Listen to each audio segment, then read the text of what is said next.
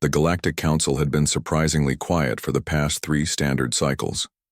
Ambassador Kethvar of the Zelthian Confederation found this silence more unsettling than the usual political maneuvering that characterized their monthly assemblies. As he floated in his environmental suit within the council chamber's atmospheric mix, his tentacles twitched with nervous energy. "The humans have been silent too long," whispered Councillor Vexry through their private communication channel. The insectoid representative's compound eyes reflected the chamber's bioluminescent lighting as they spoke. 47 years of exile, and not a single transmission from their quarantine zone. Kethvar's 3 hearts beat in an irregular pattern. The human exile had been necessary, or so the Council had convinced themselves. When humanity had first joined the galactic community, their rapid technological advancement and aggressive expansion had alarmed the older species. The Zelthians, who had spent millennia perfecting their diplomatic arts, found human directness disturbing. The crystalline Vorthak considered human emotional volatility a dangerous contagion, but it was humanity's treatment of artificial intelligence that had truly terrified the galaxy.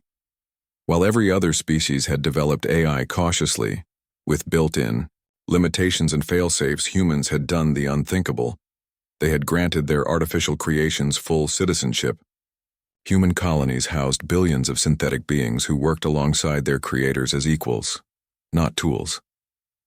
The very concept had sent shockwaves through species who remembered the ancient AI uprising that had nearly destroyed the galaxy's first civilization. "Motion to discuss human reintegration," announced the session moderator, a floating energy being whose communication came as harmonic vibrations. "Denied," came the immediate response from 3 different council blocks. The debate that followed was predictable. Some argued for cautious contact, others for permanent isolation. The Korthani delegation insisted that humanity's AI partnerships made them an existential threat.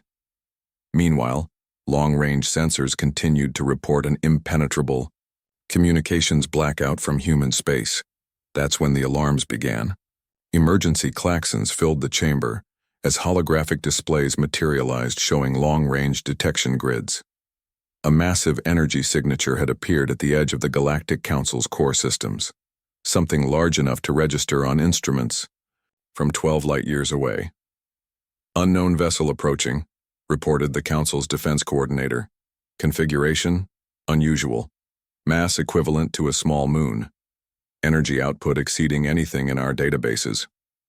The chamber fell silent except for the nervous chittering of various species' stress responses. Within hours, visual contact was established. The ship that appeared on their screens defied conventional understanding. It wasn't built, it was grown. Organic curves merged seamlessly with crystalline structures and metal frameworks. Bioluminescent veins pulsed along its hull, while geometric patterns that hurt to look at directly covered its surface. "That's impossible," breathed Councillor Vexry. "No single species could create such a hybrid design." But Kethvar's experienced eye caught something others missed.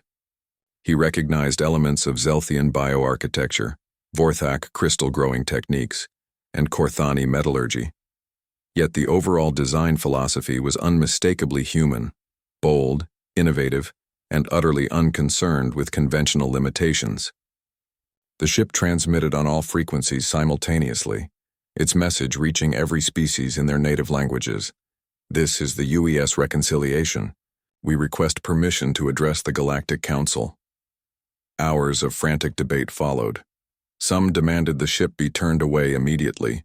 Others argued that its mere existence proved humanity had violated their exile by clearly collaborating with other species.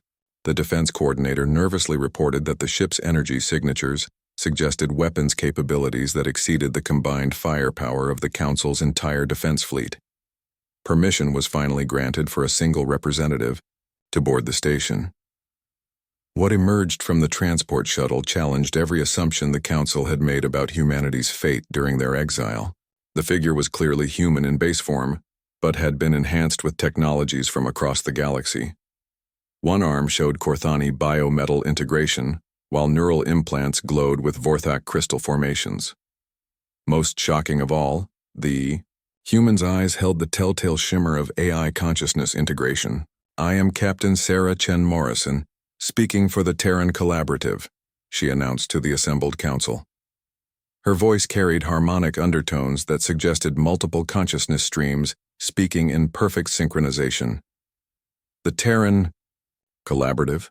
Kethavar managed to ask. "Humanity didn't spend 47 years in isolation," Chen Morrison replied with a slight smile. "We spent them building bridges. The galaxy may have exiled us, but individual members of your species chose to join us. Refugees, dissidents, explorers, dreamers, beings from every major civilization who shared our vision of true cooperation."